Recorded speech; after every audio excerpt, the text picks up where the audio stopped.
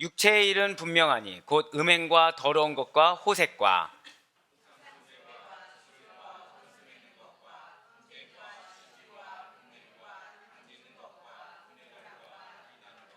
투기와 술 취함과 방탕함과 또 그와 같은 것들이라.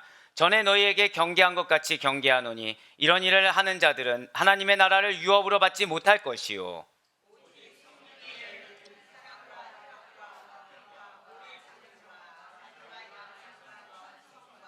함께요. 온유와 절제니 이 같은 것을 금지할 법이 없느니라. 아멘. 할렐루야. 네, 주께 사랑하신 우리 모든 아데포교회 성도 여러분들을 주님을 환영하고 축복합니다. 특별히 여러분들을 주님께서 너무나도 사랑하시는 가운데 성령의 인도하심에 순종하시고 성령의 뜻하신 가운데 매여 계시며 그 성령에 적용하시는 그 은혜대로 살아가시는 여러분들이 얼마나 귀한지 모르겠어요. 자, 그래서 옆에 있는 분한테 우리 이렇게 인사하시고 시작하겠습니다. 무조건 아멘입니다. 네, 시작부터 예측과 달라지네요. 예, 무조건 아멘입니다 하면은 무슨 말이지 하고 지금 이런 표정으로 저를 보실 줄 알았는데 갑자기 다 적극적으로 무조건 아멘입니다 해주셨어요. 자, 한 번 더 우리 인사하실 때 여러분에게 나에게 기업이 있습니다 이렇게 인사하시기 바랍니다. 당신에게 나에게 기업이 있습니다. 예, 그렇습니다. 네, 그렇습니다. 우리에게 기업이 있어요. 그리고 그런 기업이 있는 것을 주님께서 약속하시고 성령님께서 인도하고 계시는 가운데 이루어질 줄 믿으시길 바라겠습니다. 자, 이 시간 우리는 그래서 수요 은혜배 가운데 복음의 진수, 사실은 우리가 많은 기도 응답이 되면은 필연적으로 놓치게 되는 것이 있습니다. 그것은 무엇이냐면 복음을 놓치게 된다는 거예요. 아이러니하게 하나님께서 행하셨다는 사실을 알고 있으면서 그 하나님이 우리에게 무엇을 바라시는지에 대해서 놓치기 마련이라는 것이죠. 하나님은 믿어요. 그런데 능력이 하나님을 믿어버립니다. 공의 하나님, 십자가의 하나님은 놓치게 된다는 거예요. 그러면서 복음이 어떤 텍스트로만 이렇게 나에게 와닿게 되고 그 복음의 참된 의미에 대해서는 어느 순간 잊혀진 상태로 그냥 머리 알고는 지식으로 살고, 그러면서 내가 바라는 것은 무엇을 바란다고요? 알게 모르게 기복주의적인 신앙을 바라는 나의 모습을 발견하게 된다는 것이죠. 근데 내 머릿속에 무엇이 있다고요? 복음이란 단어가 있다는 거예요. 그러니 나는 지금 기복주의인지 나는 지금 하나님의 은혜만을 바라는지 모르고서 나는 복음을 붙들고 있다고 착각할 수가 있다는 것이죠. 하지만 하나님께서는 진실로 여러분들을 사랑하십니다. 믿으십니까? 그래서 우리로 하여금 그 사랑하시기 때문에 복음을 놓지를 않기를 원하신다라는 거예요. 그 복음이 무엇인지, 지금 그 복음이란 단어가 사실 간단하게 말씀드리면 여러분들도 아시는 것처럼 예수 그리스도의 십자가의 죽으심과 부활하심인데, 지금 이 복음이란 단어에 무슨 단어들이 계속해서 들어오고 있습니까? 자유자란 단어가 들어가요. 성령의 소유기란 단어가 들어가요. 계속해서 자기 부인이란 단어가 들어오고, 우리가 이것까지인가라고 생각할 정도로 우리가 믿음 생활하면서 들어봄집한 모든 것들이 복음과 연결되어 있다는 것이죠. 믿으십니까? 그렇기 때문에 하나님께서 우리 아델포이 교회를 사랑하시고 여러분들을 사랑하시사 이 복음의 진수 갈라디아서 강해로 우리가 항상 이렇게 깨어있고 우리가 항상 분별하기를 원하신다라는 것입니다. 특별히 그 가운데 오늘 말씀의 제목이 무엇인가요? 바로 성령의 열매라는 것이죠. 자, 따라 고백하실까요? 복음은 성령의 열매와 연관이 있습니다.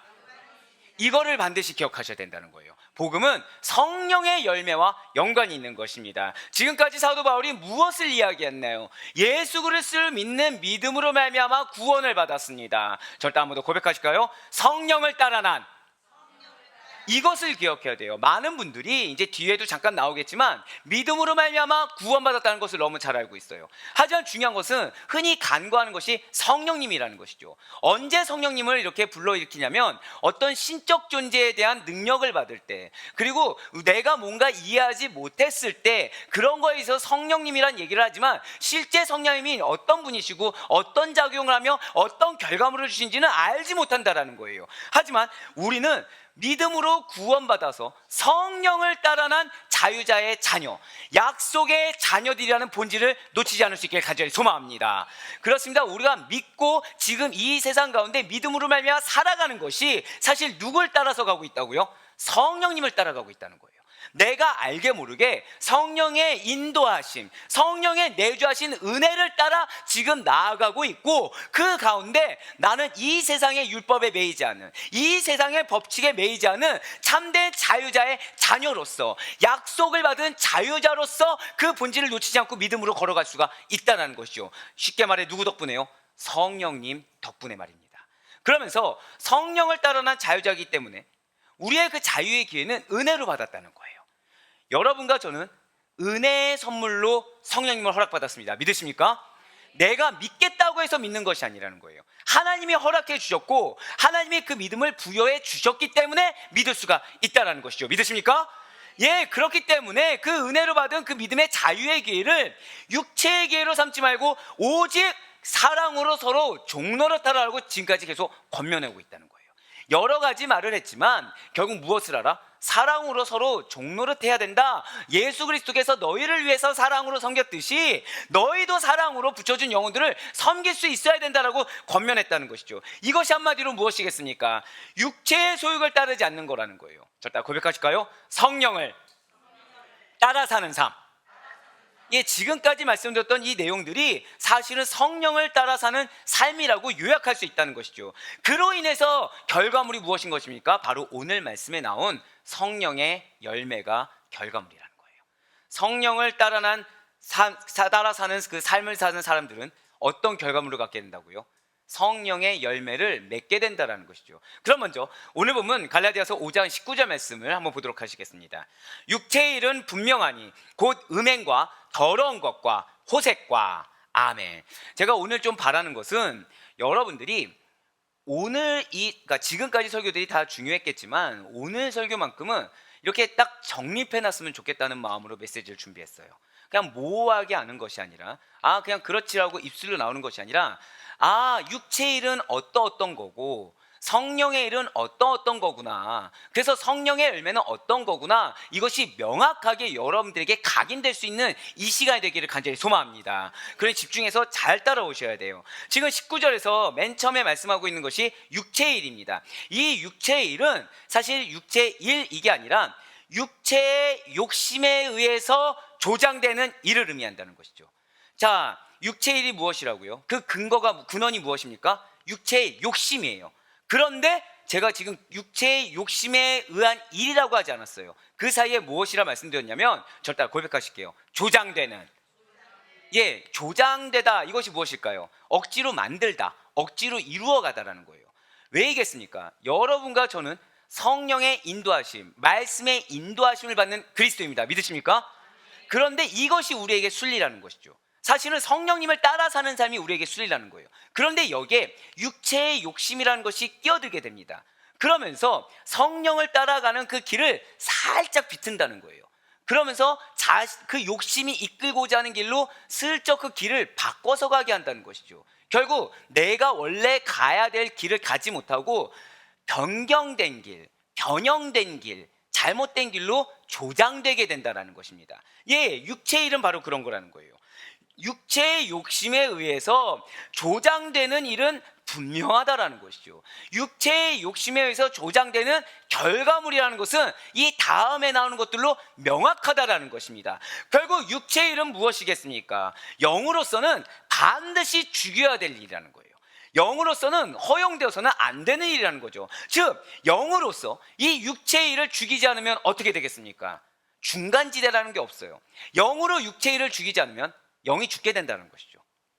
그러나 영으로서 육체의 일을 죽이게 되면 누가 살게 되는 것입니까? 영은 반드시 살게 된다는 거예요. 충만하게 된다는 것입니다. 그 역사는 이미 크다는 거예요. 무엇을 죽이면? 육체의 일을 죽이면. 우리는 때로는 육체의 일을 이루기 위한 기도를 하곤 합니다. 때로는 나의 육체의 일을 달성하기 위한 이 성령에 의지한다, 영을 의지한다라는 기도 제목을 내곤 한다라는 거예요. 하나님이 나에게 무엇을 바라시는지 그거를 분별하지 않은 상태에서 사실은 내 육신의 욕심에서 나온 거, 육체의 욕심에서 나온 걸 구할 때가 있다라는 것이죠. 그럴 때 우리가 경험하는 것이 있습니다. 무엇이냐면 이것이 응답이 돼도 마음에 만족이 없어요. 이것이 응답이 돼도 감사가 없다는 것이죠. 이게 응답이 잘 안 되면 어떻게 됩니까? 분노가 일어난다는 거예요. 조급함이라는 게 일어납니다. 그러면서 어떤 환경이나 사람을 탓하고 있는 나의 모습을 발견한다는 것이죠. 결국 어떤 부정적인 결과물을 갖고 온다라는 거예요. 무엇이요? 육체의 일을 죽이지 않고 그것을 오히려 살리려고 했을 때, 상식적으로 우리가 생각했을 때는 그 육체의 일이라는 것이, 이 가운데 계신 분들이 누가 사실은 허랑방탕한 걸 구하는 분이 누가 있겠습니까? 누가 막 그냥 누구를 찍어 누르기 위해서 부유해지길 원하는 분이 과연 누가 있겠습니까?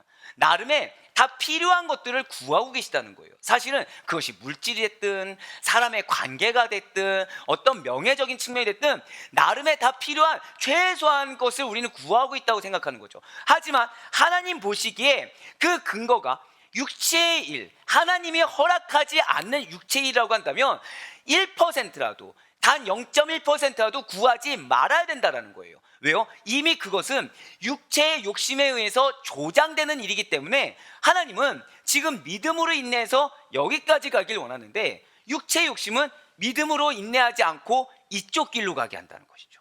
자, 그런데 우리가 오늘 새벽기도 때 말씀을 들었죠. 하나님이 여러분들에 바라시는 것은 어느 정도의 것이라고요? 최소한의 것이라는 거예요. 기본적인 거라는 거죠. 그러니까 사실은 내가 막 조급함을 느낄 정도로 그렇게 다급한 게 아니라는 것입니다. 내가 봤을 때는 지금 이 상황이 해결이 안 되면 큰일 날 것 같아요. 지금 내 상황에는 이 문제가 해결 안 되면 엄청난 일이 벌어질 것처럼 느껴지지만, 사실은 그 근간이 뭐가 있다고요? 육체의 욕심이 조장되는 생각이다 보니까 그 생각 역시도 무언가 더 확대되어져 보이고 무언가 더 다급해져 보이는 것처럼 착각하게 된다는 것입니다. 그러다 보니 하나님은 원하시는 것이 무엇이에요? 지금 나에게 최소한의, 저다 고백하실까요? 인내를 바라시는데 그 인내를 못하는 거예요. 그래서 먼저 움직여지게 되는 거죠. 자, 우리가 흔히 아는 야고보서 1장 15절 말씀이 무엇이죠?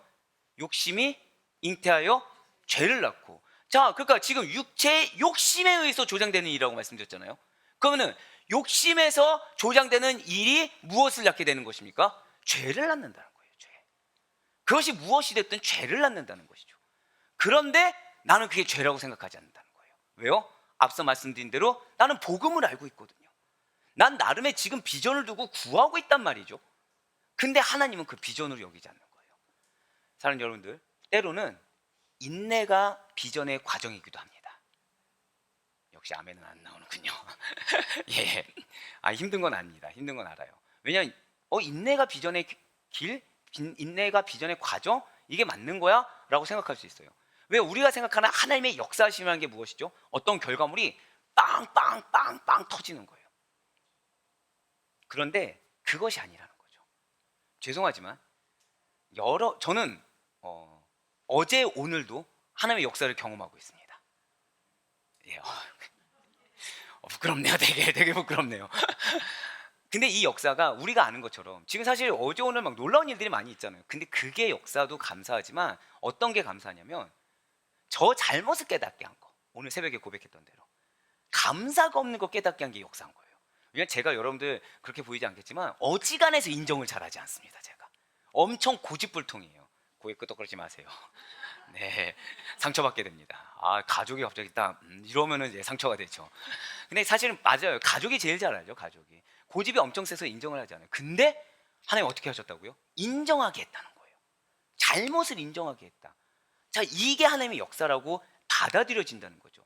그렇게 됐더니 뭐가 보이냐? 야, 이런 게 은혜구나라는 게 발견하게 된다는 거예요. 고집도 욕심입니다. 그래서 내가 내 뜻대로 움직이는 것도 욕심이라는 거예요. 이거를 인정했더니 뭐가 보였다고요? 진짜 은혜가 뭔지 발견했다는 것이죠. 그런데 그 진짜 은혜에 내 공로가 있습니까? 없습니까? 전혀 없다는 걸 발견하는 거예요. 제가 방금 뭐라 말씀드렸어요? 은혜에 내 공로가 없다는 것을 발견하는 것이 축복인 줄 믿으시길 바랍니다. 그것이 바로 영으로서 육체의 일을 죽이는 거라는 거예요. 결국 영으로서 육체의 일을 죽이는 게 뭐예요? 저 따라 고백하실게요.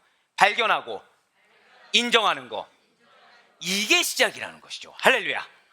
영으로 사실 우리 중에 그 누구도 육체의 일을 안 할 자들은 없습니다. 죄송하지만 이 땅 가운데 있을 때 끊임없는 영적 전쟁 가운데 있기 때문에 전부 다 승리의 길을 겪을 수가 없다는 거예요. 그래서 최종 승리는 어디에 있다고 말씀하십니까? 저 천성에서 구원의 완성을 이룰 때 돼서야 최종 승리가 있다고 하나님께서 말씀하지 않습니까? 이 땅 가운데서는 넘어질 수도 있어요. 이 땅 가운데서는 승리할 수도 있어요. 그걸 반복하는 삶이라는 거죠. 그런데 여기에서 우리가 승리를 경험할 수 있는 것은 내가 넘어졌다고 생각했을 때 왜 넘어졌는지를 인정할 수 있는 거, 내가 실족했을 때 왜 실족했는지를 하나님 앞에 고백할 수 있는 거, 이것이 영으로서 육체의 일을 죽이는 스타트가 된다는 사실을 기억하시길 바라요. 그럼 무엇이 살아난다고요? 영이 살아난다는 거죠. 영이 살아나면 은혜를 발견하게 됩니다. 믿으십니까? 영이 살아나게 되면 결국 무엇입니까? 하나님의 은혜를 받을 만한 마음판이 된 거예요. 그러니까 부어주시는 거죠. 말도 안 되게 부어주시는 거죠. 왜 우리가 오늘 취재 때도 경험했잖아요. 맨 처음에 얘기한 것보다 더 많은 컷을 지금 취재하고 가셨어요. 사실은 더 많이 정성껏, 원래 이렇게 디테일하게 알려주지 않습니다. 준비 안 되면 준비된 것만 찍고 가요. 근데 오늘 여러분들 경험해 보셨죠? 어떻게 하시나요? 다 일일이 알려주고 다 이렇게 해라 알려주지 않습니까? 얼마나 세심하게 촬영해 주시는가요? 저는 그거 역시 뭘로 보는 거예요? 좀 더 회개할 걸, 좀 더 회개했으면 더 많이 부어주셨을 텐데. 근데 이것도 뭐예요? 결국엔 또 욕심. 회개했다고 해놓고서 그래서 은혜를 받는데 여기 또 뭐가 들어갔어요? 또 욕심. 그렇지만 그럼에도 불구하고 하나님은 우리에게 기회를 거둬가지 않아 주셨다는 거예요. 절대 고백하실게요. 나에게 영으로서 사는 길을 베풀어 주십니다. 아멘. 그렇습니다. 나에게 영으로서 사는 길을 끊임없이 베풀어 주시는 하나님의 은혜를 덧입을 수 있는 여러분과 제가 되길 간절히 소망합니다. 그래서 이에 대해서 사도 바울이 지금 이 갈라디아서뿐만 아니라 로마서에서도 분명히 밝히고 있다는 것이죠. 로마서 8장 13절의 말씀입니다. 너희가 육신대로 살면, 자, 뭐라고 나와 있어요?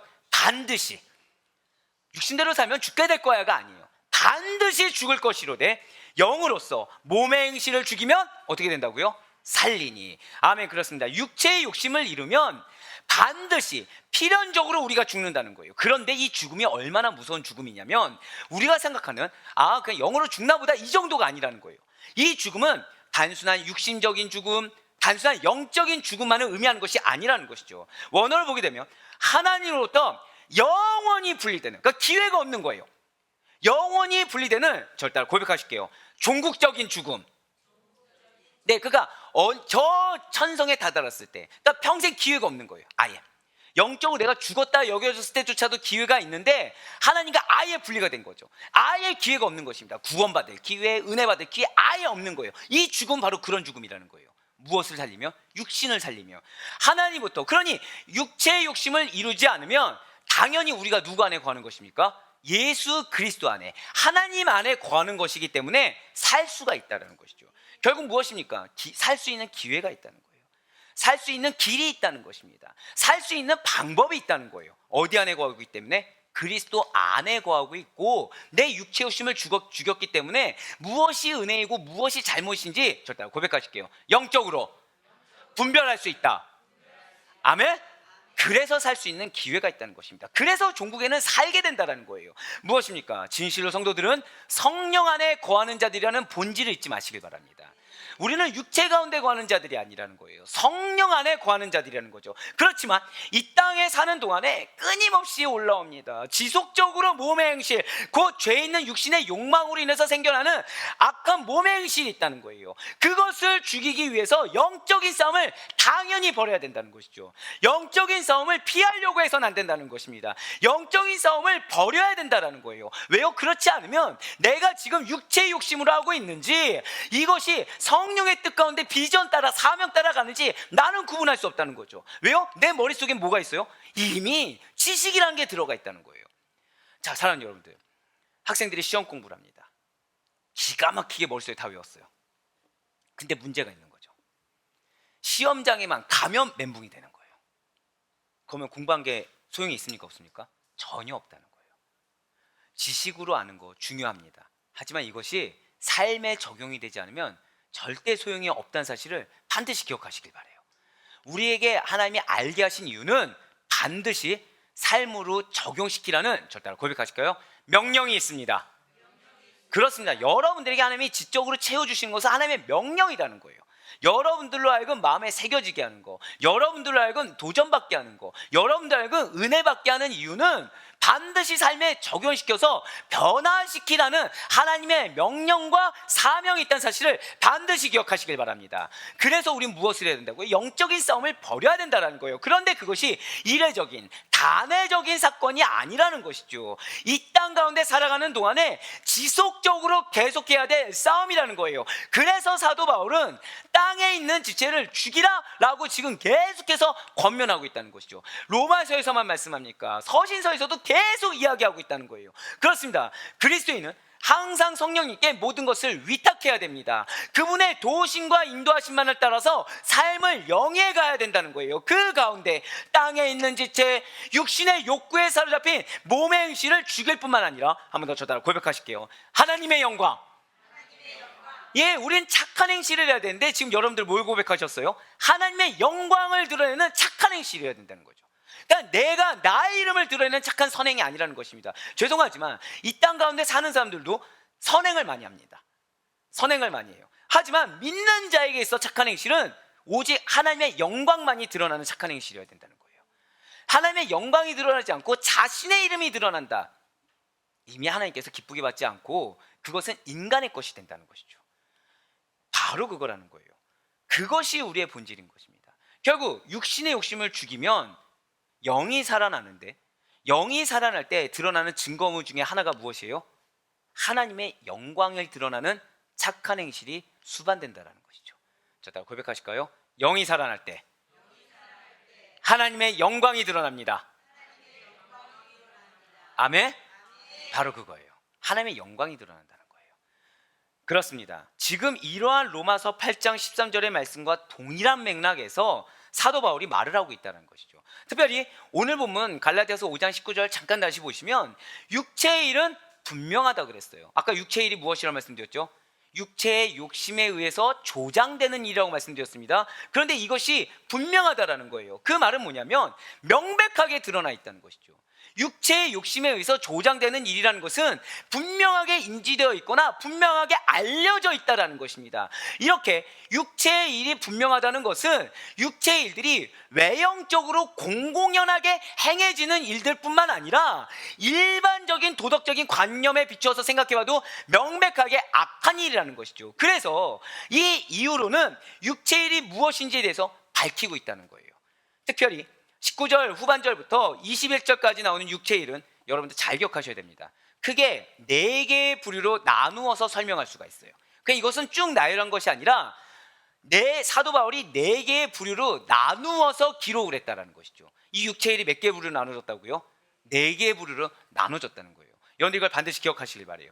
4개의 부류 중에 첫 번째 부류의 죄악은, 자, 저 따라 고백하실게요. 순결과 반대되는 것. 바로 이거라는 거죠. 그것이 무엇이냐? 3가지입니다. 음행과 더러운 것과 호색이에요. 지금 하나님이 순결, 정결을 얼마나 중요하게 여기시냐면 지금 제일 첫 번째, 육체의 일에 제일 첫 번째를 뭐를 말씀하셨어요? 순결과 반대되는 일을 말씀하셨다는 거죠. 먼저 음행이 무엇이겠습니까? 부정하고 불법적인 육체적 관계를 뜻한다는 거예요.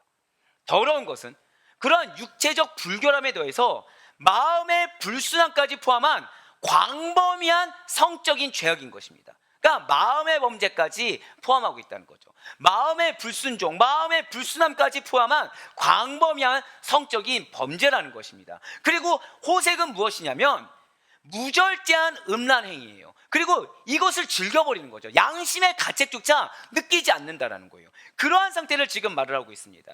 지금 하나님께서 왜 순결과 반대되는 것을 첫 번째 말을 하겠습니까? 결국 순결과 반대되는 것을 행하는 그 동기가 무엇일까요? 성령, 영을 죽였기 때문이에요. 영을 죽였기 때문입니다. 이미 육신으로 살아가는데 그 육신으로 살아가는 데 있어서 가장 첫 번째요, 가장 뿌리 깊은 죄악을 지금 뭐라고 말씀하신 거예요? 순결과 반대되는 것이다. 그것을 지금 먼저 말씀해 주고 있다는 것이죠. 계속해서 20절 말씀 보도록 하시겠습니다. 우상 숭배와 주술과 원수 맺는 것과 분쟁과 시기와 분냉과 당지는 것과 분열함과 이단과, 자, 20절 말씀에는 육체의 일 그 4가지 부류 중에 2번째와 3번째 부류를 나타내고 있어요. 두 번째 그룹의 죄악은 무엇이냐? 절 따라 고백하실게요. 불신앙, 종교적 범죄. 바로 그걸 뜻하는 거예요. 첫 번째가 순결을 더럽히는 것, 순결과 반대되는 것이었다고 한다면, 두 번째가 불신앙, 종교적 범죄에 해당하는 거죠. 아, 근데 목사님 아까 영을 죽여서 나오는 결과가 그걸 하지 않았습니까? 그런데 이것은 문제가 더하다라는 거예요. 자, 우상 숭배와 주술이 바로 불신앙과 종교적 범죄에 속하는 건데, 우상 숭배가 무엇이겠습니까? 아예 대놓고 거짓 신들에게 예배 드리는 행위라는 거죠. 아예 대놓고 제사를 드려버리는 거예요. 아예 대놓고 경배하는 것입니다. 그 행위를 실천했다는 거예요. 그러니까 앞서서는 마음으로 죄를 이미 지었어요. 그러면서 내가 제사 우상 숭배는 하지 않았다고 하더라도 이미 성령의 소욕을 죽여버린 행동을 했다고 한다면, 이제 두 번째는 무엇입니까? 아예 대놓고 이방인처럼, 아예 대놓고 우상 숭배하는 자처럼 우상을 숭배하는 제단에 절하는 그러한 거짓된 행위를 해버렸다는 것이죠. 그리고 주술은 무엇이겠습니까? 약물을 사용한 마술적 행위와 같은 이교적인 행위라는 것입니다. 결국 하나님이 아닌 다른 것을 의지하는 거죠. 마치 점을 본다든지 마약에 의존한다든지 이런 것들을 지금 이야기하고 있다는 거예요. 타로를 본다든지. 자, 그리고 세 번째 부류가 굉장히 중요하죠. 세 번째 부류는 무엇이냐? 절 따라 고백하실게요. 인간의 사악한 본성과 관련된 죄악. 예, 바로 그것입니다. 그러니까 인간의 사악한 본성, 아담의 번제부터 이미 끊이지 않고 계속해서 내려왔던 거, 우리가 성경 인물들을 쭉 보면서 나와 있는 그 거의 모든 범죄들이 여기 속해 있는 거예요. 그러니까 여기에는 20절에 원수 맺는 것부터 시작해서요, 21절 투기까지가 육체일과 관련된 여러 부류 가운데 가장 많은 죄악이 열거되어 있다는 것입니다. 왜일까요? 왜 이 부분에서 가장 많은 것이 있겠습니까? 인간 관계 속에서 나타나는 죄악들이 어마어마하다라는 거죠. 그것을 우리로 하여금 깨닫고 인간 관계 속에서 늘 항상 경각심을 갖고 분별력을 갖기를 하나님은 원하신다라는 것입니다. 결국 인간 관계 속에서 내가 철저할 정도로 영적으로 무장되어 있지 않으면 언제든지 우리는 이 범죄를 지을 수가 있다는 거예요. 인간 관계 속에서 철저하게 성령님께 매여 있지 않으면 나조차도 언제든지 이 인간 관계 속에서 나타나는 죄악이 나올 수 있다는 것이죠. 먼저 원수 맺는 것이 무엇이겠습니까? 그것은 감정의 시작이 무엇이냐? 적개심과 증오심이에요. 자, 저 따라 고백하실까요? 외부적인 갈등. 시작이 무엇이라고요? 적개심과 증오심. 상대를 증오하는 거죠. 상대에 대해서 적개심을 갖는 겁니다. 미워하는 거예요. 그냥 단순 미워하는 게 아니라 아예 철천지 원수인 거죠. 증오하는 거죠. 그러니까 차라리 내가 안 보고 말지란 생각하는 그런 사람들, 이게 바로 증오심이에요. 그런데 그 사람과 외부적인 갈등이 있는 것입니다. 어떤 표면적인 외부적인 갈등만 있을까요? 아니요. 왜 대화 한마디에도 벌써 갈등이 쓱 드러나는 거예요. 이것이 무엇이다? 원수 맺는 거라는 거예요. 얼마나 무섭습니까? 우리가 흔히 원수 맺는 것은 뭘로 생각하죠? 뭐 로미오와 줄리엣 같이, 뭐 그런 가문 간의 원수 이렇게 생각하는데, 하나님은 그렇게 말씀하지 않으세요. 표면적으로 드러나지 않을지언정 내 마음의 증오감, 내 마음에 어떤 원망하는 마음, 이거를 가지고 갈등이 조금이라도 드러나는 거, 그러니까 어색함, 거부감이 조금이라도 드러나는 거, 이것을 무엇이라 칭했어요? 원수 맺는 것이라 칭했다는 것이죠. 두 번째 분쟁이 무엇입니까? 이것은 어떠한 기질이에요. 근데 기질이 무엇이냐? 언쟁을 즐겨합니다. 다투기를 즐겨해요. 그러니까 왜 이간질 있잖아요. 그러니까 상대방을 험담한다든지 그런 이간질, 이것을 즐겨하는 기질인 것입니다. 왜 악의가 있어서가 아니에요. 그냥 기질 자체가 그렇게 나오는 거죠. 근데 문제는 무엇이냐? 이것이 분쟁이라고 인식하지 않는 거예요. 문제를 문제다라고 지적했다고 인식을 하는 거죠. 그런데 하나님 보시기에는 지금 너의 눈에 있는 들보를 보지 못하고 형제의 눈에 있는 티를 봤다고 여기시는 것입니다. 그 형제가 사랑하는 마음으로 그 형제가 고쳐졌으면 좋겠다는 마음에 그 형제에 대해서 얘기하는 것이 아니라 형제가 없는데 지금 이야기하는 것, 그것을 이야기하고 있다는 거예요. 갈라디아 교회에서 할례 시행과 바울의 사도성과 관련해서 분쟁이 있었던 것을 우리 너무나도 잘 알고 있습니다. 이미 사도 바울이 없는 상태에서 유대 율법주의자들이 갈라디아 교회 교인들에게 이미 분쟁의 씨앗을 심어놨죠. 사도 바울에 대해서 험담을 했다는 거예요. 사도 바울에 대해서 이미 다툴 만한 기질들을 심어줘 버렸다는 것이죠. 그것이 분쟁이라는 것입니다. 시기는 무엇일까요? 타인을 향해서 불타는 듯한 맹렬한 악한 열심이 있는 것이고요. 여기에 무서운 말 하나가 더 포함된 거는 절대 고백하실게요. 부러움이 있다는 거예요. 부러움이 시기라는 것이죠. 자, 여러분들 이거는 반드시 기억하셔야 됩니다. 우리는 그리스도입니다. 믿으십니까? 그리스도인은 절대 고백하실게요. 자족하는 자라는 거예요. 그리스도인들은 자족하는 자라는 것입니다. 어떤 누군가가 부럽거나 다른 사람의 어떤 모습이 내 마음에 사실은 어떤 거리낌이 있다. 왜 나는 저걸 갖지 못했을까? 나는 약간 원망 아닌 원망, 그리고 이거에 대해서 감사가 없다. 지금 현재 내가 살고 있는 것에서 감사가 없다. 그것이 무엇이라고요? 시기라는 거예요. 그러니까 새벽에 고백했지만 어제 저는 알게 모르게 이제 다른 교회 어떤 목사님들을 시기했던 거죠. 시기할 게 아닌데 무엇을 시기했어요? 왜 나만 이렇게 열심히? 스스로가 스스로 뭐 한 거예요? 내가 열심히 있다고 교만을 했던 거죠.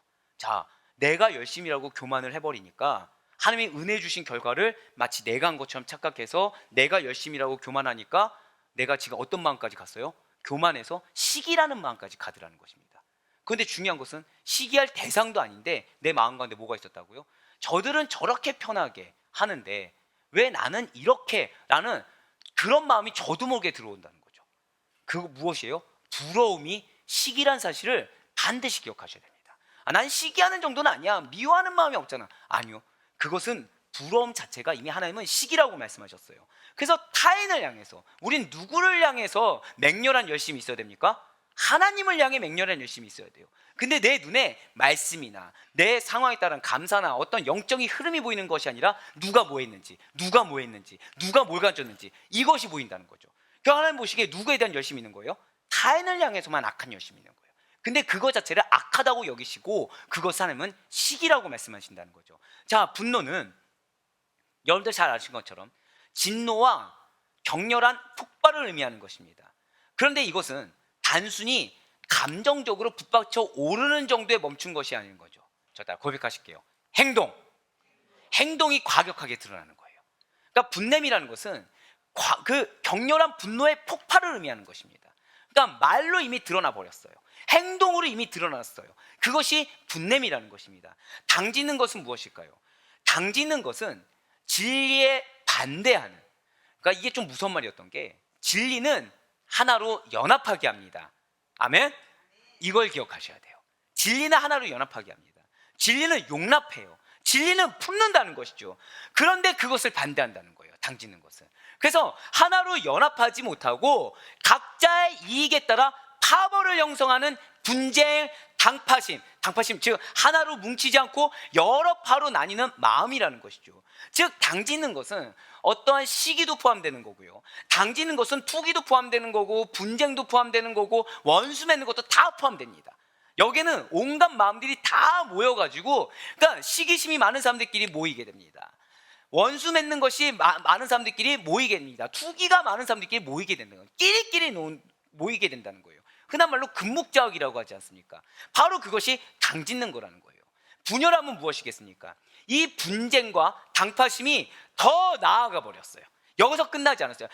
당짓는 것은 당파심에서 아직 머물러져 있는 상태인데 여기서 아예 분리해서 발전된 상태라는 거죠. 그런데 이것을 하면 뭐라고 말씀하시냐면, 절 따라 고백하실까요? 이기심이 보다 확대된 상태, 그것이 분열함이라는 거예요. 그래서 내 이익, 그리고 내가 속한 집단의 이익만을 위한 집단 이기심이 된다는 거죠. 그런데 여기서 조금 더 나아가면 뭐가 무섭게 되냐면, 예, 좋아요, 내가 이 부서를 사랑해서 이 부서, 우리 부서만큼은 잘 돼야 돼 라는 집단 이기심을 가지고 우리 부서가 진짜 잘 됐어요. 그럼 여기는 안 갈라질까요? 이제 여기서부터 문제가 생깁니다. 1등을 딱 했어요. 근데 여기서 갑자기 당짓는 것이 생겨요. 그 안에서 누구 덕분에. 그러니까 우리 부서는 누구 중심 모이는 게 맞아, 누구 중심 모이는 게 맞아. 얘기 들어오면 다 합리적입니다. 교육자 중심 모여야지. 아니야, 교회를 제일 잘하는 거는 성도니까 우리 장로님 중심 모여야 돼. 아니야, 요즘 학생들이 어떤데 학생을 제일 잘하는 이런 젊은 집사님, 청년들 중심으로 모여야 돼. 이렇게 알게 모르게. 자, 지금 이 말 중에 틀린 말이 있습니까? 틀린 말은 없다는 거예요. 근데 뭐가 틀렸냐? 이 마음이 틀렸다는 거죠. 마음이. 제가 왜 2달 전부터 드리는 말씀이 있어요. 정답이 아니다라는 말씀을 드립니다. 왜냐하면 지식으로는 말씀을 너무 잘하는 거예요. 그러니까 그거를 기가 막힌 정도로 끼워 맞추는 거죠. 근데 이 끼워 맞춘 마음이 어떻다고요? 더럽혀져 있다는 것입니다. 예, 그래서 그 이기심이 보다 확대되어서 아예 분열을 만든다는 거예요. 그러니까 한 공동체를 잘 세웠다고 해서 끝나는 것이 아니라 이 공동체는 또 쪼개진다는 거죠. 이 쪼개져서 이 둘 사이에서 또 집단 이기심이 나옵니다. 그래서 이 가운데 하나를, 문제는 같이 상승한다, 같이 부흥한다고 없어요. 무조건 A보단 B가 나야 되고 B는 A보다 나아야 되고, 서로가 하다 보니까 서로가 같이 무너진다는 거예요. 자, 그런데 여기서 더 나아가게 되면 어떻게 되냐? 바로 이단이라는 거예요. 이단은 무엇이냐? 다른 자들과 스스로를 분리시켜서 그들 자신의 교리와 견해를 추종하는 집단, 당파와 분파를 의미한다는 것이죠. 여기서는 복음의 진리를 거스르는 집단을 직접적으로 가리킨다는 거예요. 즉 하나님께서 이단이라고 표현할 정도로 복음의 진리가 하나로 연합한다고 말씀드렸습니다. 진리 안에서 하나로 연합하는 것인데, 그렇지 아니하고 당파를 짓고 그렇지 않고 분열하면 그것은 마치 이단과 똑같은 행동이라고 아예 치부해 버리셨다는 거예요. 얼마나 무섭습니까? 투기는 시기와 비슷한 의미는 맞습니다. 하지만 시기보다 더 부정적이고 더 강렬한 의미를 지니고 있다는 거예요. 그러니까 시기는 마음속의 감정이에요. 근데 마음속의 감정뿐만 아니라 직접 이것을 행동으로 드러나는 것이 투기라는 것이죠. 그러니까 그 의도가 그렇게 과격하지 않을 수 있어요. 그렇지만 본인도 모르는 사이에 어느 순간 상대방에게 알게 모르게 단 1%라도 해를 끼치게 되는 것까지 포기하는 것이 투기라는 것입니다. 여기까지가 우리가 인간관계에서 나타나는 죄악들이 어마어마하다고 지금 표현한 거예요. 자, 사랑하는 여러분들, 지금 여기까지 들었을 때 마음이 어떠십니까? 아, 그렇구나 하고 넘어가시나요? 저는 진도가 안 나갔어요. 솔직히 말씀드리면 다 포함되어 있는 거죠. 예, 다 포함되어 있는 거예요. 제가 소름이 돋더라고요. 와, 하나님이 진짜 인내하심이 크구나. 이걸 어떻게 봐주고 계시지? 어떻게 이런 자를 목회자로 세우지? 이런 게 생각이 들더라는 거예요. 근데 그 생각이 들었을 때, 아, 이걸 깨닫고 경각심을 가지라고 이 말씀을 주신 거구나. 그래서 그냥 그런가 보다 하고 넘어가지 않게 하고 딥하게 들어가서 정확히 무슨 뜻인지 발견해서 깨닫게 하셨구나라는 사실에 감사했습니다. 사랑하는 여러분들, 인정할 수 있는 우리가 되길 간절히 소망합니다. 여기에서 우리가 자유롭지 않다는 것을 인정할 수 있길 바라요. 그래서 이런 모습이 나타났을 때 하나님이 나에게 왜 발견하게 하셨는지, 이것은 누군가를 보이는 모습을 정죄하라가 아니라 나로 하여금 빨리 회개하고 빨리 성령의 뜻을 따르라고 하나님께서 초청장을 주신 줄 믿으시길 바랍니다. 만약에 하나님이 징계하길 원하셨잖아요. 일단은 깨닫지 못하게 하십니다. 모르는 상태에서 당하게 해요. 모르는 상태에서. 왜 징계 중에 가장 큰 징계가 무엇이라고 말씀드렸죠? 맞습니다. 유기예요, 유기. 그런데 지금 중요한 것은, 자, 제가 이 말씀 드렸을 때 나는 마음이 솔직히 불편하다, 있으십니까? 예, 되게 감사한 거는 다들 손은 안 들고 네. 정말 솔직한 우리 성도님들 감사해요. 전 여러분들을 사랑하는 이유가 바로 이거예요. 인정하시기 때문에. 이 마음이 불편해야 정상인 거예요. 근데 이것이 무엇이다?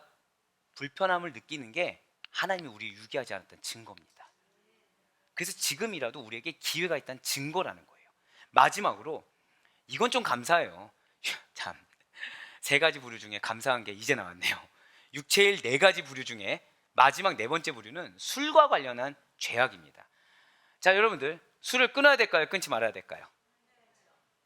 자, 나는 솔직히 술 문제는 취하지 않을 정도면 괜찮은 것 같다. 있으세요 혹시? 예, 절대성입니다. 죄송하지만 술은, 많은 분들이 술 취하지 말라, 이는 방탕한 것이니 라고 하니까 취하지 않을 정도면 되지 않냐라는 얘기를 정말로 많이들 하십니다. 그런데 그거는 정말 몰라서 하는 말이고요. 그 이전에 오직 성령으로 체험받으라. 이게 성령이 100% 돼야 된다는 얘기거든요. 그러니까 술이 일부 들어가면 성령이 100%가 됩니까 안 됩니까?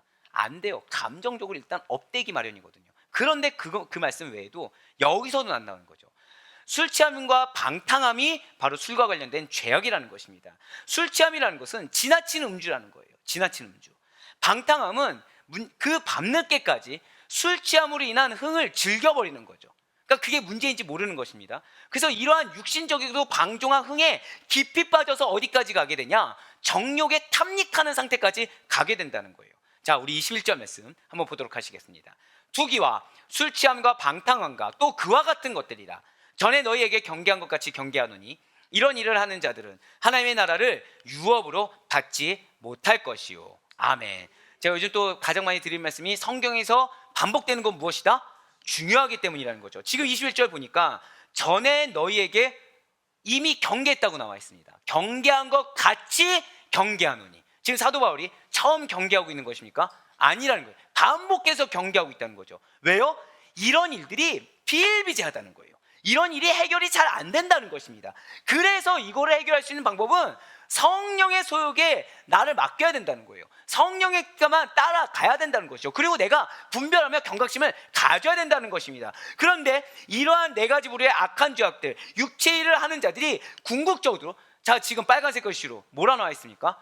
이런 일을 하는 자들은 하나님의 나라를 유업으로 받지 못할 것이라고 말씀한다는 거죠. 아니, 사실 이렇게 육체 일을 하는 자들이 하나님의 나라를 유업으로 받지 못한다, 이것은 너무나도 사실 당연하다는 거예요. 왜 이겠습니까? 이들은 성령의 인도하심과는 반대되는 자들이라는 거죠. 이러한 육체 일을 하는 자들과 달리 육체 일을 반대하는 자들, 즉 예수 그리스도를 믿는 믿음 안에서 성령의 인도하심을 받는 자들만이 하나님의 아들이라고 인정을 받고요, 하나님의 나라를 유업으로 받을 수 있기 때문이라는 거예요. 그래서 사도 바울은 하나님 나라를 유업으로 받을 수 있는 하나님의 아들이 어떠한 자인지를 이렇게 또 증거하고 있다는 것이죠. 바로 로마서 8장 14절의 말씀입니다. 자, 우리 다 같이 로마서 8장 14절의 말씀 한 목소리 읽도록 하시겠습니다. 시작.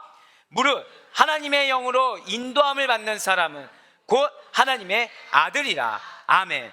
자, 지금 사도 바울이 말하는 하나님의 아들의 자격이 나왔습니다. 하나님의 아들의 자격이 무엇입니까? 하나님의 영으로 인도함을 받는 자가 하나님의 아들이라는 거예요. 즉 성령으로 인도함을 받는 자가 하나님의 아들인 것이지, 교회 다닌다고 하나님의 아들이라고 증명될 수 있는 것은 아니라는 것입니다. 내가 20년을 믿었다고 해서 하나님의 아들이라고 증명될 수 있는 것은 아니라는 거예요. 성령으로서 성령의 인도함을 받는 자들. 그런데 이 성령의 인도함 받는 자들의 첫 번째 결과물이 뭐라고 아까 말씀드렸습니까? 그 사람의 언행으로 인해서 하나님의 영광이 드러난다는 거죠. 그 사람의 언행으로 해서 하나님의 영광이 드러난다는 거예요. 누군가가 실족하게 하거나, 아니 왜 대체 저런 말씀을 하시지? 이런 생각이 들게 하는 것이 아니라, 정말 하나님 살아계시는구나, 정말 하나님이 하셨구나, 하나님이 저분을 사용하시는구나 라는 고백이 나오는 거, 그것이 하나님의 영을 인도함을 받는 사람의 증거가 된다는 것이죠. 결코 혈통적이거나 종교적인 조건을 갖춘 자들이 의미하는 것이 아니라는 거예요. 그러니까 우리 가족이 뭐 믿음의 몇 세대다, 이것이 나를 갖춰주게 하는 것은 아니라는 것이죠. 물론 중요합니다. 부모님들이, 할아버지 할머니들이 얼마나 기도의 분량을 쌓았겠습니까? 그런데 기도의 분량을 얼마나 쌓은지에 대한 감사함을 모르면 그게 소용이 있습니까? 머릿속으로 기도의 분량을, 우리 할머니 할아버지, 증조 할머니 증조 할아버지부터 믿었지, 나는 지금 믿음의 4세대지, 기도로 나를 많이 쌓았어를 지식으로만 알고 있는 거예요. 나의 행동은 육체일인 거죠. 그래서 아까 말씀드렸죠. 시험 공부를 아무리 열심히 해서 머리로 알고 있는데 시험 시간에 적용을 못하면 그것이 소용이 있냐라고 말씀드렸습니다. 그러면은 지금 앞서 말씀드린 그분은 육체의 일을 따르는 자입니까? 아니면 하나님의 영으로 인도함을 받는 자입니까? 육체의 일을 따르는 자로서 증명하고 있다는 거예요. 그런데 어떤 분 같은 경우는 그런 아버지의 신앙으로 중직자가 됩니다. 아버지의 신앙으로 목회자가 된다는 거예요. 얼마나 안타깝습니까? 저는 우리 여러분들께서 교회 다닌다는 말에 속지 않길 간절히 소망합니다. 더불어서 저는 여러분들이 교회 다니는 사람이라고 말씀 안 하시길 바라요. 저 일단 고백하실게요. 나는 예수님을 믿습니다. 아멘. 이것이 우리의 본질인 줄 잊지 마시길 바라요. 우리는 교회 다니는 사람이라고 말하는 자들이 아니에요. 우리는 예수님을 믿는 자들이고요, 우리는 예수님을 따르는 자들인 것입니다. 그렇습니다. 계속해서 성령의 역사하심과 인도하심을 받으며 그리스도 안에서 살아가고 그리스도의 인도하심을 따르는 사람들만이 진정한 하나님의 자녀라는 거예요. 사랑하는 우리 성도 여러분들, 오늘날 우리들의 세대는 믿음으로 구원을 얻었다 내지는 믿음으로 하나님의 나라에 들어간다라는 말의 무게와 깊이를 체감하지 못한 채 너무나도 쉽게 말하는 시대에 살고 있어요. 안타까운 것은 이것을 아는 분들조차도 그런 어떤 육신의 욕심 또는 세상의 조건에 발목이 묶여서 헤어나오지 못하는 경우를 허다하게 봅니다. 그러니까 몰라서가 아니라는 거죠. 아는데도 안 된다는 거예요. 아는데도 결단이 힘들다는 거죠. 그렇다면 여러분과 저는 과연 어떻습니까? 우리의 믿음이라는 것이 도대체 어떤 모습을 지니고 있는지, 그 근간이 어디에 있는지, 나의 삶의 행실의 근간이 어디에 있는지를 한 번쯤은 심각하게 검증해 볼 필요가 있다는 거예요. 저는 사실 수요 예배마다 좀 작정하고 오는 것이 있어요. 왜냐? 우리 수요 은혜 예배는 그래도 중직분들이 많이 들으십니다. 그러면은 중직분들이라고 한다면 은혜도 있지만 위기도 있어요. 무슨 위기가 있냐? 신앙의 매너리즘에 빠질 위기가 있다는 거죠. 그러니까 너무 잘하는 거예요. 너무 잘하는 거예요. 그러니까 어떤 체험적인 측면이 점점 부족해지는 거죠. 왜 부족해질까요? 내가 이미 판단을 내려버린 거예요. 내가 이미 간과해버리고 있다는 것이죠. 하지만 중요한 것은 저희는 수요 그냥 예배가 아니고 은혜 예배입니다. 믿으십니까? 왜 은혜 예배냐면 하나님이 그 모습을 보고서 기회를 주고 계시다는 거예요. 우리에게 깨지는 기회, 우리에게 돌이킬 수 있는 기회를 이 시간 허락하고 계심을 반드시 믿으시길 바랍니다. 그래서 이 자리에 저는 여러분들이 좀 더 거북해지길 바라요. 좀 더 여러분들이 부딪히길 바랍니다. 대신에 부딪힌 거를 지켜보겠다고 뻗ing기는 것이 아니라 그 부딪혔으면 인정하고 깨트릴 수 있는 은혜가 있길 간절히 소망합니다. 그러기 위해서 여러분들의 눈을 믿어서는 안 돼요. 그러기 위해서는 여러분들의 생각을 믿어서는 안 됩니다. 그러기 위해서는 여러분들의 과거의 경험을 믿어서도 안 되고요. 그러기 위해서는 여러분들의 감정의 스크래치를 믿어서도 안 된다는 거죠. 우리가 믿을 것은 오직 단 하나밖에 없어요. 예수 그리스도, 그분의 말씀, 성령의 내주하시는 음성만이 우리에게 가장 진리가 된다는 사실을 잊지 않을 수 있는 여러분과 제가 되길 간절히 소망합니다. 그렇습니다. 그 믿음이 우리를 진정으로 자유하게 하고 있는지, 아니면 단지 육체의 기회로 삼는 자유에 불과한지에 대해서 우리는 그 믿음에 대해서 항상 점검해 볼 수가 있어야 되고, 그 시간이 바로 이 수요 은혜 예배가 된다는 사실을 반드시 잊지 마시길 바라요.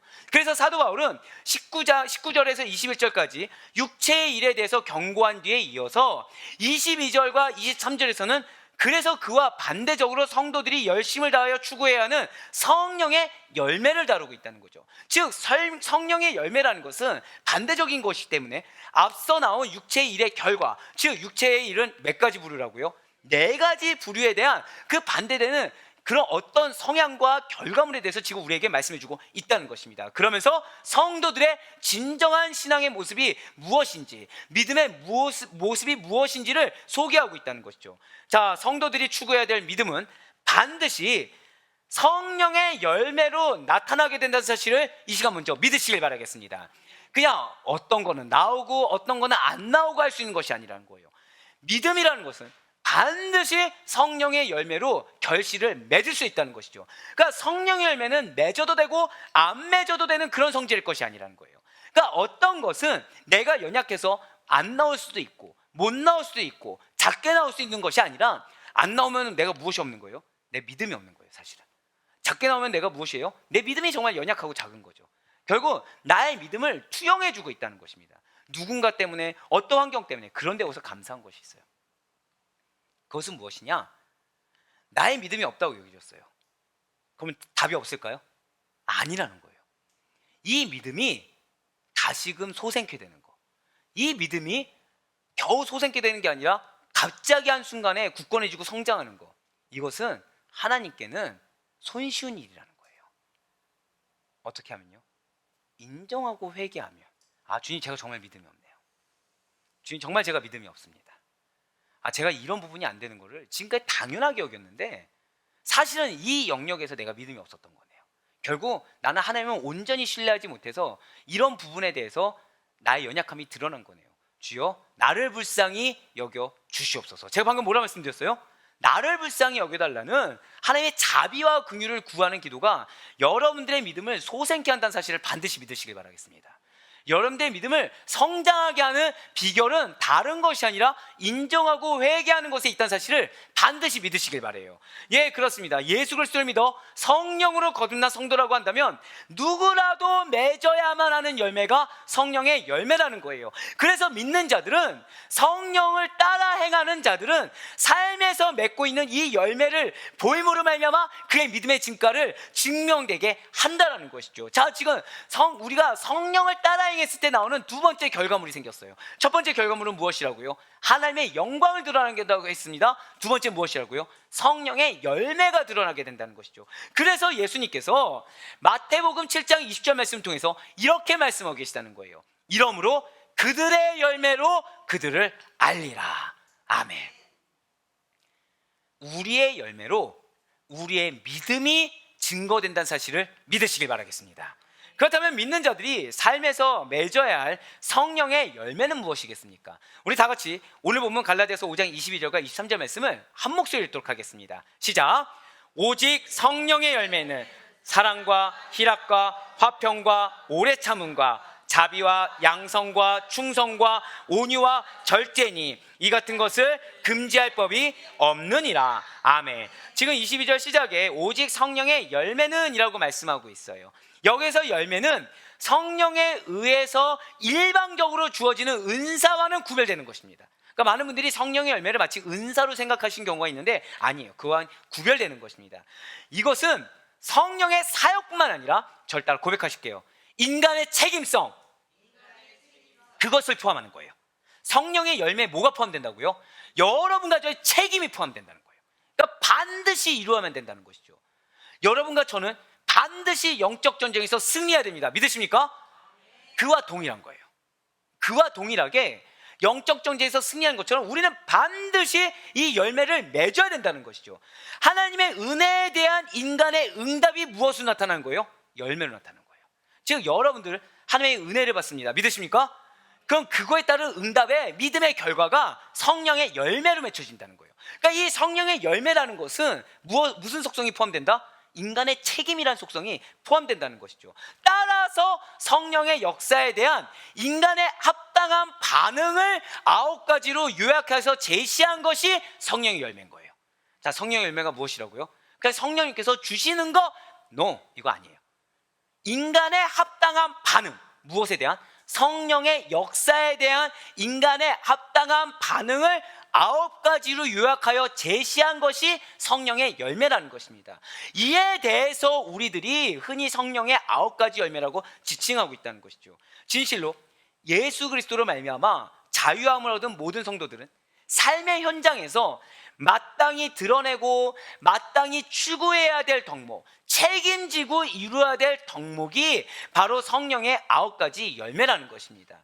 그런데 여러분들이 이제 잘 아는 부분이 있어요. 뭐냐면 육체의 일에서 일이라는 것은 복수형으로 쓰여 있습니다. 실제로.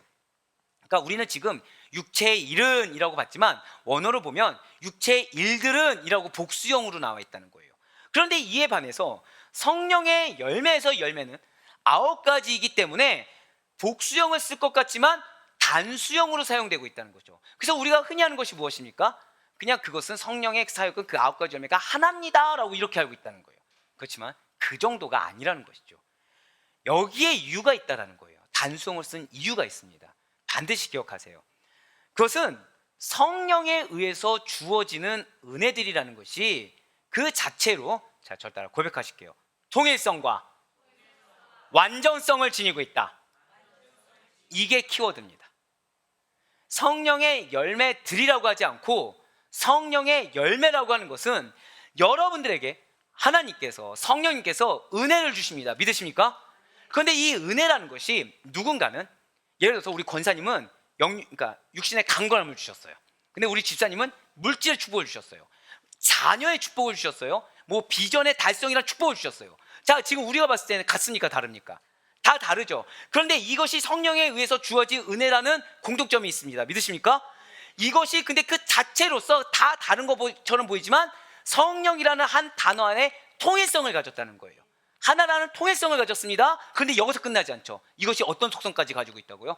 완전함, 부족함 없는 완전함이라는 완전성까지 가지고 있다는 의미에서 단수형으로 취하고 있다는 거예요. 그러니까 여러분들이 성령의 9가지 열매라고 하면은 무엇을 생각하라? 통일성과 완전성을 생각해야 된다는 거예요. 그러니까 완전성인데, 나는 은혜를 받았는데 하나님이 더 기도하라고 하신 것 같아, 이 말이 틀린 겁니다. 이미 그 은혜가 나에게 족한 줄 믿으시길 바랍니다. 이미 그 은혜가 나에게 가장 완벽한 줄 믿으셔야 된다는 거예요. 더불어서 왜 누군가에게는 이런 은혜를 주셨는데 왜 나한테는 내가 생각하지도 않은 욕을 주신 거야, 이 말이 또 틀린 거죠. 왜요? 그 은혜 받은 은혜와 내 은혜의 결실은 같다 다르다? 같다라는 거예요. 통일성을 가지고 있다라는 것이죠. 자, 그러한 사실을 기억하시면서 그냥 성령 안에서 은혜는 다 하나이기 때문에, 그건 너무 쉬운 말씀이고, 이것은 통일성과 완전성을 가지고 있다. 그리고 이 성령의 9가지 열매는 여러분들 반드시 기억하셔야 됩니다. 무엇이 있다? 인간의 책임이 있다. 이것을 반드시 기억하셔야 됩니다. 그래서 먼저 시작이 되는 사랑입니다. 사랑은 여러분들 잘 아시는 것처럼 무조건적이고 헌신적인 하나님의 사랑인 아가페를 의미하는 거예요. 지금 아가페. 근데 우리가 전통적으로 사랑을 말할 때 여러분들 3가지 알고 있지만 보통 4가지가 있습니다. 남녀 사이의 육체적인 사랑인 에로스가 있죠. 그리고 친구 사이의 우정인 필리아가 있습니다. 그리고 하나가 더 있어요. 신적인 사랑의 아가페 말고 가족 상호 간의 사랑이 있습니다. 저를 따라 고백하실게요. 스톨게라는 게 있어요. 그러니까 가족은 무조건 사랑하셔야 됩니다. 그것이 하나님이 원하시는 거예요. 그러니까 가족 간에 이혼하는 거 하나님 원하실까요? 원치 않으실까요? 사실은 원치 않으세요.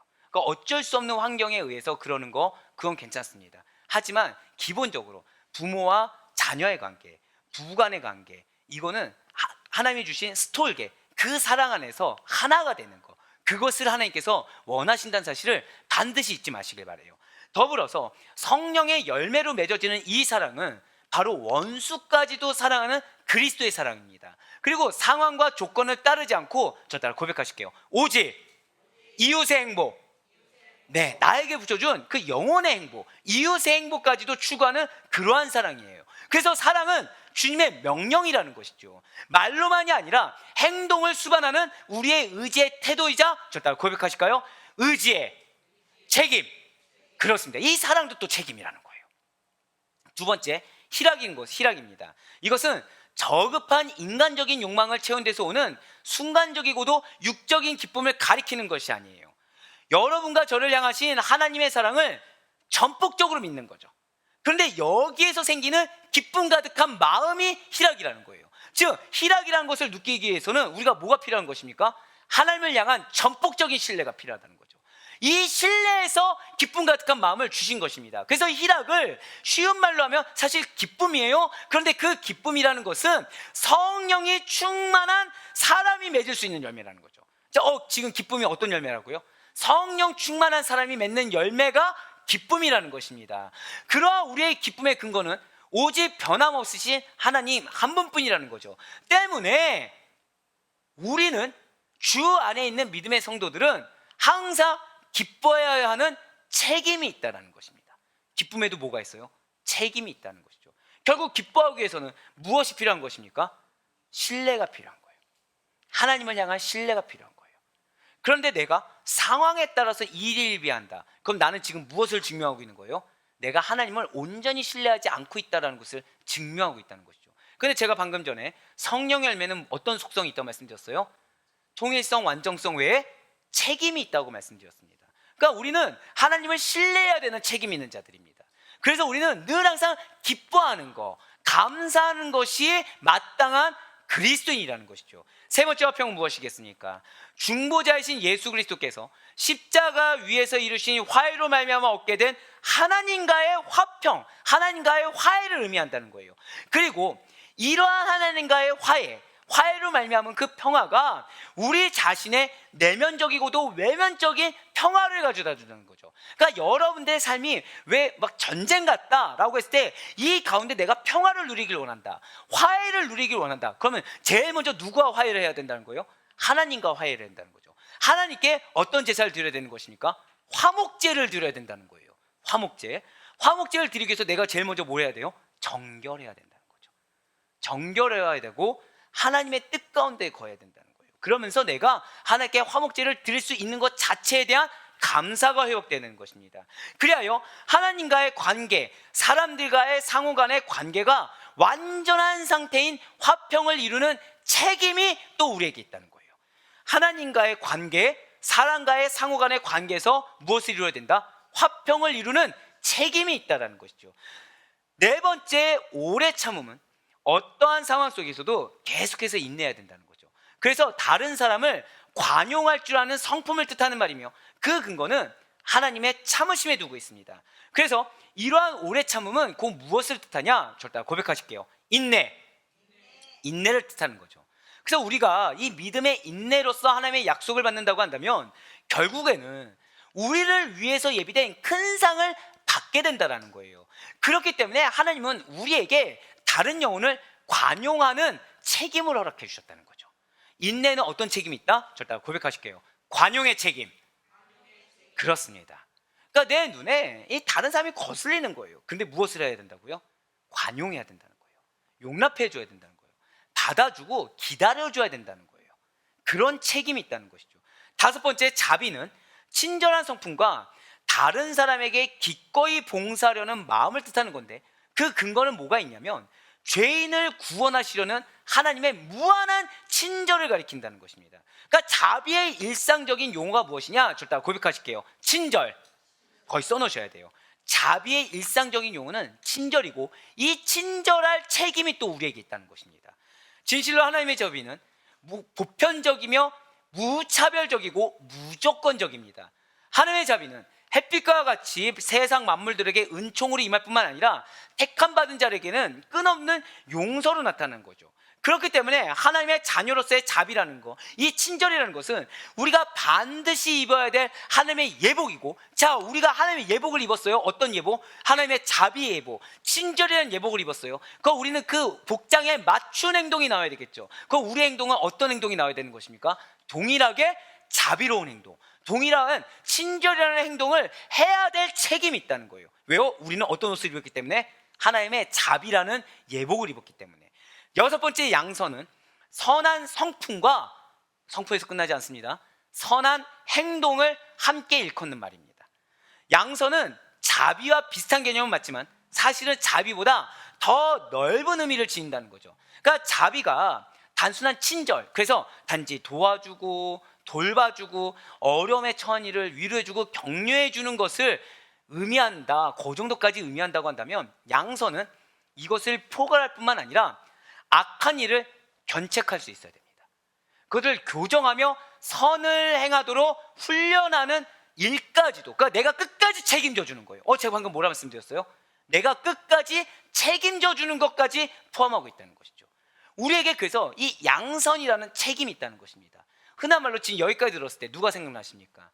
우리가 제자를 만들어야 된다는 거죠. 우리가 복음을 증거했을 때 그 복음을 증거한 자가 어떠한 죄된 상태에 있는지 깨닫게 하고, 그리고 그로 하여금 선을 행하도록 훈련하는 것. 그러니까 제자가 될 때까지 잘 양육하고 돌봐주고 친절을 행하고 그리고 인도해 주는 거, 여기까지 포함한다라는 거예요. 우리에겐 그러할 책임이 있다는 거죠. 그러니까 이러한 양선은 그리스도인으로서 마땅히 증거되어야 될 성품이자 행동이 된다는 것입니다. 자, 일곱 번째, 충성은 하나님께 대한 확신이나 신앙을 의미하는 것입니다. 그러니까 충성해야 될 책임이 있겠죠. 왜요? 하나님께 대한 신앙과 확신, 하나님께 대한 확신을 의미하는 것이기 때문에 이러한 충성은 어디에 가까운 말이냐? 절대 고백하실게요. 신실함에 가까운 말이라는 거죠. 그러니까 우리의 믿음의 신실함이라는 것은 얼마나 하나님께 충성되었느냐, 그걸로 증명된다는 거예요. 진실로 충성은 믿을 만한 분, 하나님에게 보이는 믿음직함이라는 거죠. 그러니까 우리에게는 하나님께 믿음직스러움을 보일 책임이 있다는 것입니다. 분명 하나님께서는 미쁘시고 신실하신 분이십니다. 믿으십니까? 그렇기 때문에 성도가 그 믿을 만한, 그 미쁘시고 신실하신 분에게 보이게 되는 것은 믿음직함 외에는 없다는 거예요. 우리가 봤을 때 연약함을 드러내고 연약함 보인다고 하지만 궁극적으로 그것을 뛰어넘어서 믿음직함, 그것을 보여주는 충성을 드러내야 되는, 충성을 증명해야 되는 책임이 여러분과 저에게 있다는 것이죠. 여덟 번째, 온유는 이웃을 향한 윤리적인 절대 고백하실게요. 관용을 의미하는 것입니다. 그러니까 이러한 온유의 성품이 사실 지금 원어로 보면은 그리스도인들이 지녀야 할 제일 가는 성품이라고 나와 있어요. 그러니까 제일 가는 성품. 이것을 제일 우선적으로 행해야 될 성품으로 취하고 있다는 거죠. 그리고 예수님께서는 온유한 자의 가장 모범이 되시는 분이라는 거예요. 다만 우리가 한 가지 주의할 점은 우리가 흔히 여기서 실수하는 것이 무엇입니까? 불의 앞에서도 호인처럼 괜찮은 것처럼 웃고 넘기는 것이 온유가 아니라는 거예요. 아, 그래, 그래도 어떡해, 그냥 기다려드리면 바뀌겠지. 아니에요. 제가 그래서 여러분들한테 항상 드린 말씀 있죠. 제가 게을러지거나 제가 복음 놓치면 언제든지 저에게 말씀하셔야 된다. 바로 그 성품의 스타트가 뭐예요? 온유예요. 사실은 여러분들을 하여금 맨 처음에는 버리고 떠나셔야 된다. 그러다가 제가 그 다음에 뭐라 말씀드렸어요? 저에게 말씀해 주셔야 된다. 저는 어디에 근거한 거예요? 여러분들의 온유하심에 근거하고 있다는 거죠. 그러니까 온유한 자들은 잘못한 자들을 너그러이 용서하는 성품이면서 동시에 불의와 부정 앞에서는 노여워할 줄 알고 타협하지 않는 성품이라는 거예요. 그러니까 온유 역시도 책임이라는 거죠. 왜요? 온유는 너그러이 용서도 있지만 뭐가 있다고요? 절대 고백하실게요. 타협하지 않는다. 그렇습니다. 그러니까 이 타협하지 않을 책임이 있다는 것입니다. 그리고 마지막 9번째 절제는 하나님을 향한 것도 타인을 향한 것도 아닙니다. 그러니까 우리가 흔히 실수하는 것 중에 하나가, 왜 보통 이제 부부들끼리 이제 제가 이제 많이 신방을 해보면 나오는 게 절제 부분이 있습니다. 부부끼리 서로 얘기하는 거. 아내가 절제를 하든 남편이 절제하든. 근데 공통적인 거는 서로가 서로 절제하기를 원한다는 거예요. 서로가 서로. 물론 영역은 다릅니다. 영역은 달라요. 남편의 이런 부분이 절제하기를 원한다. 아내의 이런 부분이 절제하기를 원한다. 지금 웃으셨잖아요. 제가 부부 신방한 이래로 이 절제에 대해서 얘기를 못 들어본 커플을 손에 꼽을 정도입니다. 진짜. 돌려서 얘기했지만 결론은 뭘 바라고 있어요? 남편의 절제를 원하고, 돌려서 얘기했지만 아내의 절제를 원하더라는 거죠. 지금 아닌 척하고 다 이렇게 이러고 계시지만 예외가 없습니다. 여기서 예외가 없어요. 자, 그런데 이 절제는 그러면 누구를 향한 것이냐? 저 따라 고백하실게요. 나를 향한 미덕입니다. 예, 이 절제가 하나님의 은혜를 받는 미덕이라는 거예요. 그러니까 여러분들 은혜 받기 원하십니까? 그건 절제의 책임을 다할 수 있길 간절히 소망합니다. 남에게 절제를 원하는 것이 아니라 내가 먼저 절제하는 거죠. 그러니까 이 절제는 무엇이냐? 내 안에 있는 하나님 보시기에 비뚤어진 욕망이나, 절대 고백하실게요. 본능을 제어하는 거예요. 본능을 제어하는 거예요. 그러니까 이 절제는 결국 무엇을 제어해야 된다는 거예요? 육신을 따라 행하는 것을 인정하고 그것을 절제해야 된다는 거죠. 예, 이 가운데 23절 말씀을 다시 한번 더 보시도록 할게요. 온유와 절제니 이 같은 것을 금지할 법이 없느니라. 지금 이러한 모든 9가지 열매를 금지할 법이 없다라고 지금 말씀하고 계세요. 여기서 이러한 것들이 무엇입니까? 이 같은 것들이 무엇이죠? 곧 성령의 열매를 거슬러서 성령의 열매를 맺지 못하게 할 수 있는 율법이란 없다. 여러분들로 하여금 성령의 열매를 맺지 못하게 하는 사람도 없고, 세상도 없고, 율법도 없고, 철학도 없고, 가치관도 없다는 거예요. 지금 그 말씀을 하는 것입니다. 왜이겠습니까? 여러분과 저는 성령의 인도하심을 받는 자들입니다. 믿으십니까? 그럼 우리들은 결코 율법 아래 있지 않기 때문이라는 거죠. 그럼 우리들은 결코 세상 아래 있지 않다는 거예요. 하나님께서는 여러분과 저는 하나님의 권속이라고 말씀하십니다. 믿으십니까? 그러니까 여러분들은 이미 세상의 가치관을 초월한 분이라는 거예요. 어떠한 사람도 여러분들에게 해를 끼칠 수가 없다는 거죠. 어떠한 율법주의, 전통주의, 물질만능주의, 세속주의, 이기주의, 이런 것들이 여러분들을 해할 수가 없다는 것입니다. 그래서 우리로 하여금 성령의 열매를 맺지 못하게 방해할 수 있는 것은 아무것도 없다는 거예요. 오히려 성령의 사역으로 맺어진 이러한 덕목들은 모든 율법을 성취하는 율법의 완성이 된다고 이야기하고 있다는 거죠. 결국 무엇이겠습니까? 하나님을 사랑하셔야 된다는 거예요. 하나님을 사랑하고 하나님만을 신뢰하셔야 된다는 것입니다. 그렇게 됐을 때 우리는 이 책임을 다할 수가 있다는 거예요. 그리고 이 책임을 다한 자에게 주시는 영적 유익이라는 거, 그리고 영적 유익을 받는 자들에게 따라오는 그러한 필요가 우리에게는 생각하는 것 이상으로 충만하게 부어진다는 사실을 반드시 믿으시길 바랍니다. 사랑하는 우리 아데포 교회 성도 여러분들, 육신을 따르는 자는 육신의 일을, 영을 따르는 자는 영의 일을 생각한다고 말씀을 드렸어요. 그러나 우리는 이미 성령의 법으로 사망의 법에서 해방한 주의 권속들입니다. 우리 안에서 그래서 성령의 법과 사망의 법이 싸우고 있을 때 언제나 저 따라 고백하실게요. 나에게는 하나님의 전신갑주가 있습니다. 아멘. 그 사실을 먼저 기억하셔서 감정적으로 먼저 올라오기보다는, 내 머리가 먼저 생각을 하기보다는 먼저 말씀으로 무장되시고 먼저 성령의 충만함으로 늘 항상 무장될 수 있는 여러분과 제가 되길, 그래서 승리하는 여러분과 제가 되길 소망합니다. 그런 여러분과 저의 삶은 성령의 삶이에요. 임동현의 삶, 여러분들 이름의 삶이 아닙니다. 우리의 삶은 누구의 삶이라고요? 맞습니다. 성령의 삶이에요. 주님께서 친히 인도하시고 역사하셔서 당신의 사역을 성취하시는, 그래서 우리로 하여금 책임을 사실은 져야 된다고 얘기하셨지만 누가 결국 그 책임을 이루십니까? 성령님께서, 하나님께서 이루시사 당연하게 성령의 열매를 맺게 하는 은혜의 삶이 여러분과 저의 삶인 줄 믿으시길 바랍니다. 그럼 우리들은 육체의 소욕을 따르는 육체의 일, 그 네 가지 부류를 증거하는 자들이 아니라는 거예요. 우리는 그 네 가지 부류를 증거하는 자들이 아니라 우리는 성령의 역사로 인한 9가지 열매를 마땅히 풍성하게 맺는 증거가 되는 그리스도인이라는 것이죠. 그러니 바라옵고 남기는 반드시 우리들의 삶 속에서 성령의 9가지 열매가 풍성하게 맺는 그 책임을 다하여서, 그래야 하나님의 기쁨이 되시고 하나님의 인정이 되시는 가운데 언제나 여러분들에게 선한 영향력을 하나님은 원하십니다. 자, 지금 여러분들의 사명이 무엇이라고요? 저 따라 고백하실게요. 나에게 선한 영향력이라는 사명이 있습니다. 아멘. 그 사실을 반드시 잊지 않으셔서 선한 영향력을 이렇게 끼칠 수 있는, 그래야 언제나 주님께 크게 쓰임받을 수 있는 성령 충만한 우리 모든 성도님들의 삶이 될 수 있기를 주님의 이름으로 간절히 축원합니다.